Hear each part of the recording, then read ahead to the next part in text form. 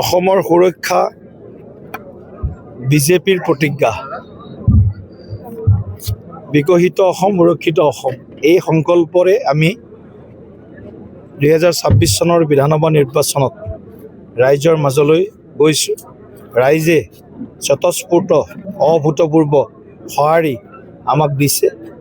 জন আশীৰ্বাদ যাত্ৰাৰ সময়তে কওক বা বিগত কিছুদিনৰ নিৰ্বাচনী বিভিন্ন সভা সমিতিৰ কথাই কওক, সকলোতে ৰাইজে ভাৰতীয় জনতা পাৰ্টীৰ নেতৃত্বত ডক্টৰ হিমন্ত বিশ্ব শৰ্মা ডাঙৰীয়াক মুখ্যমন্ত্ৰী হিচাপে আকৌ এবাৰ চোৱাৰ হেঁপাহেৰে ভাৰতীয় জনতা পাৰ্টী NDAক সমৰ্থন কৰিবলৈ আজি তেওঁলোক ওলাই আহিছে। আৰু নিশ্চিতভাৱে আমি ক'ব পাৰিম যে খিলঞ্জীয়াৰ প্ৰভুত্ব অক্ষুণ্ণ ৰাখিবৰ হ'লে ভাৰতীয় জনতা পাৰ্টী বাদ দি অন্য কোনো বিকল্প ৰাজনৈতিক শক্তি নাই। মই খিলঞ্জীয়া বুলি কওঁতে বৃহত্তৰ খিলঞ্জীয়াৰ কথা কৈছোঁ। ইয়াত থকা প্ৰকৃত মূলৰ ভাৰতীয় যিসকল লোক আছে, সকলোৰে সমবিকাশ, সমমৰ্যাদা, সম অধিকাৰ। কিন্তু কংগ্ৰেছে যিসকলক খিলঞ্জীয়াৰ বিপক্ষে থিয় কৰায়, সেই অবৈধ বাংলাদেশী মিয়া শক্তি, এই মিয়া শক্তিৰ বিৰুদ্ধে ভাৰতীয় জনতা পাৰ্টী আৰু খিলঞ্জীয়াৰ পক্ষত ভাৰতীয় জনতা পাৰ্টী। আৰু কংগ্ৰেছৰ প্ৰাৰ্থীগৰাকীয়ে উল্লেখ কৰিছে যে গুৱাহাটীৰ পৰা 501 নম্বৰ কোঠাটো চিপাঝাৰলৈ উঠাই আনিছে। এতিয়া গুৱাহাটীৰ পৰাতো গুৱাহাটীত বহুত উত্তৰ দিলোঁ এইটো প্ৰশ্নৰ, কালিও উত্তৰ দিছোঁ।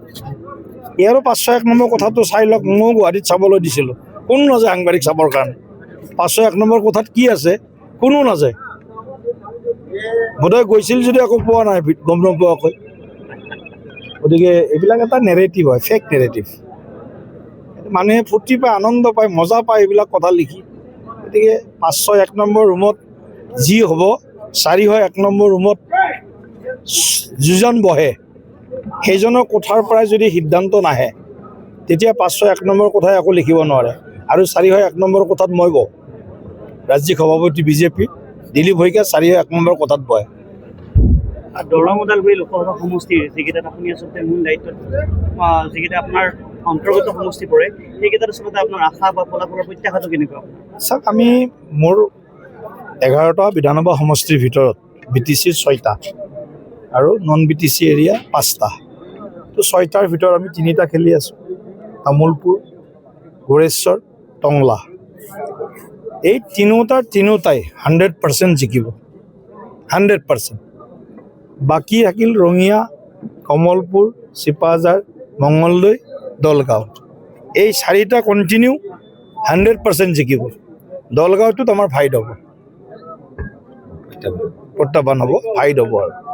আৰু এটা দিন পিছতে মুখ্যমন্ত্ৰী অৰ্থাৎ 11টাৰ ভিতৰত আমি 8টা খেলিছোঁ, 8টাৰ ভিতৰত 7টাৰ বিজয় 100%। এটা সমষ্টিত আমাৰ প্ৰতিদ্বন্দ্বিতা থাকিব। মুখ্যমন্ত্ৰীগৰাকীয়ে উল্লেখ কৰিছে যে কংগ্ৰেছৰ দাদাগিৰি অসমত নচলিব। মইতো দাদাগিৰিটো মই নাজানো, কিন্তু কথাটো হ'ল কি, কংগ্ৰেছৰ যিটো নীতি আৰু স্থিতি, সেই নীতি আৰু স্থিতিক অসমৰ ৰাইজে, খিলঞ্জীয়া ৰাইজে, অসমক ভালপোৱা ৰাইজে মনৰ পৰা ওলাই দিছে।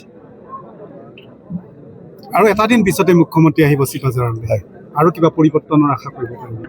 নাই, মুখ্যমন্ত্ৰী ডাঙৰীয়াই প্ৰতিটো সমষ্টিত এখন সভা বা এটা ৰোড শ্ব', চহৰ অঞ্চল হ'লে ৰোড শ্ব' কৰিছে এটা সমষ্টিত, আৰু গ্ৰামাঞ্চল বা তেনেকুৱা ভিতৰুৱা অঞ্চল হ'লে এখন সভা কৰিছে। তো প্ৰতিটো সমষ্টিত তেখেতৰ চেষ্টা থাকিব এখন এটলিষ্ট সভা বা এখন ৰোড শ্ব' কৰাৰ। গতিকে কিমানখিনি পাৰে সেইখিনি আৰু আমি 4-5খনকৈ সভা তেখেতৰ ঠিক কৰিছোঁ।